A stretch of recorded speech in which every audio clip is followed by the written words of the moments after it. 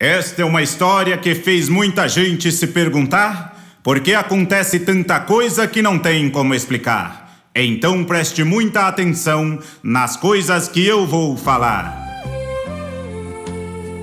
Perto a uma BR no interior do estado, morava uma família humilde na qual vou deixar explicado. Um senhor, um filho e uma senhora que tinha um sonho, era ter uma nora. Era uma tarde de sexta-feira, o filho apartava os bezerros, ouviu um barulho forte, correu para olhar na rodovia, era o fim, era a morte.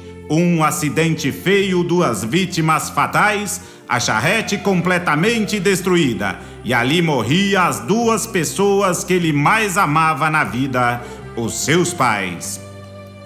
O filho, nervoso, revoltado, perguntou para o policial: cadê o assassino, cadê o marginal? O policial respondeu que havia corrido, mas dava para ver que estava errado. Deve ser um alcoólatra ou não habilitado.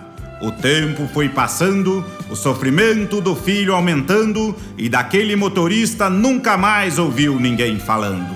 Depois de alguns anos sozinho ali, a saudade dos pais era grande demais.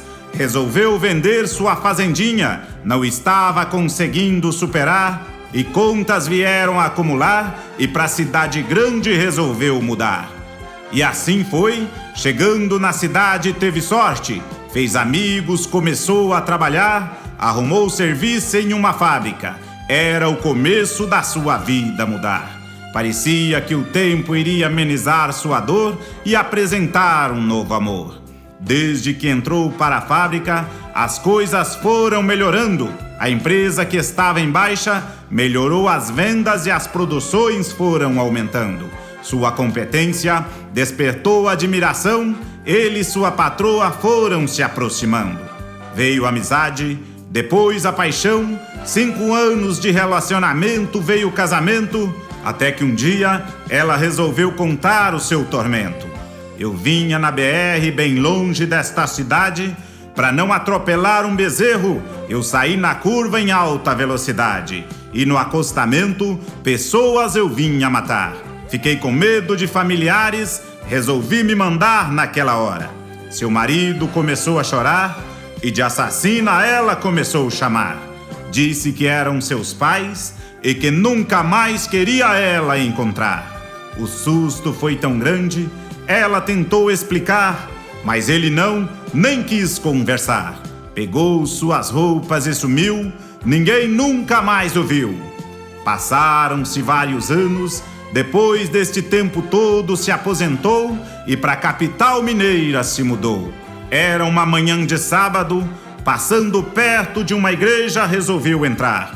Viu o padre e depois de tantos anos resolveu confessar. Olhou nos olhos do padre, disse que sua vida era só sofrer.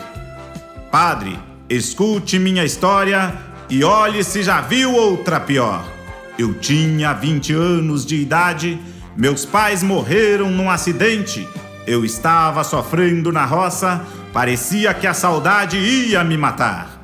Fui para a cidade a fim de minha vida recomeçar. Comecei a trabalhar em uma fábrica, eu e minha patroa nos apaixonamos, nos casamos, até que um dia ela me contou que havia matado pessoas.